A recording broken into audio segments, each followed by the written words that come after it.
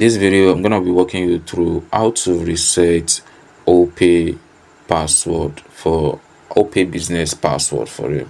So all you just need to do is just log in. Once you already automate your login in process inside your Opay business app, so maybe they might not pop up that you should input the password again, as long as you already authenticate your fingerprint.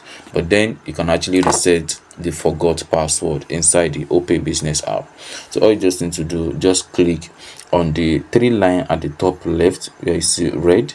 So it's gonna show just like this. So scroll all the way down, then you're gonna see settings right here. So just click on that settings, then you see security settings. So click on that, then you're gonna see password.